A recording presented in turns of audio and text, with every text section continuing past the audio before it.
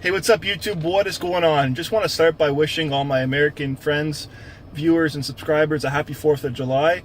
It's an absolute scorcher out right now. It is burning hot. But anyways, just wanted to make a quick video and I wanted to share with you guys an important lesson that I've learned over the years about lumbar disc herniations. So a better way to approach lumbar disc herniations for people that may be symptomatic or even asymptomatic for that matter is you're going to have to manage things going forward in the future. And I've recently been getting a lot of questions and comments about people asking me about, hey Remi, you're healed right now, but your disc herniations still exist. Yes, and that's one thing that I've specifically learned over these years is that my disc herniation, while it exists still and I'm pain-free, it is still there. And what is kind of important to understand about this is that I could very likely recreate my symptoms if I put myself into the mechanism for creating the disc herniation. So for example, if I were to maybe throw 100 pounds across my chest and try to perform a sit-up, I very likely could trigger my symptoms based on the way disc herniations and disc bulges function.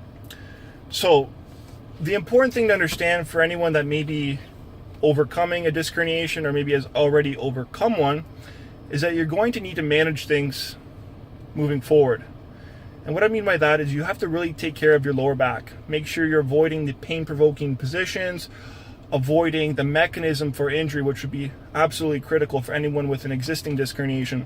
So that means making sure your technique is absolutely perfect or near perfect in the gym when it comes to performing lifts, maybe like a deadlift or squat, and avoiding exercises such as sit-ups would be very critical. And also making sure you're maintaining good spine sparing strategies throughout the day. So for example, minimizing sitting, maybe before going to the gym would be important for some people.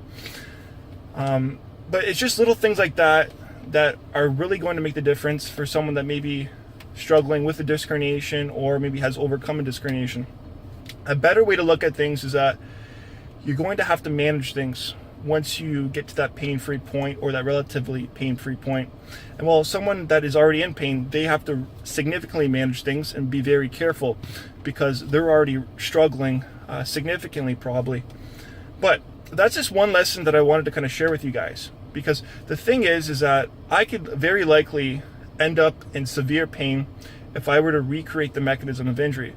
So that's one thing to kind of understand for anyone right now that is struggling with the disc herniation, is that you really need to be careful moving forward, and when you overcome your disc herniation pain, you have to really take care of your lower back and be very aware of different spinal positions that maybe you're putting yourself into, and just being aware that you're avoiding that mechanism for creating a disc herniation, which is repeated cycles of flexion under a compressive load.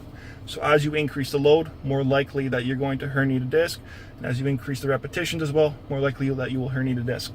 So once you can understand that and you can move forward maintaining a neutral spine, taking care of your lower back, avoiding that mechanism for injury, then you very well could live a pain-free life, or relatively pain-free life for the most part, just as long as you take care of yourself. So overall, that's a better way to look at things in my opinion, as opposed to just saying if your disc is healed or not. Because in my case, yes, I consider myself healed because I'm pain-free, but the one thing to understand too is that prior to herniating my disc, so the deadlift that I performed that was executed with poor technique was kind of the nail on the coffin. However, it is very likely that I had a disc herniation already that existed, and it just became symptomatic from that lift itself, from that poorly executed deadlift. So that's just something I wanted to kind of share with you guys, as it's one important lesson that I've learned over the years.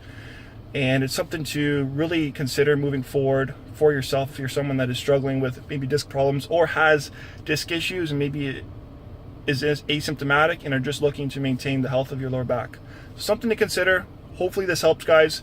And with that being said, I'm going to wrap up this video, and I wish you guys all the best and a successful and productive day, and take care.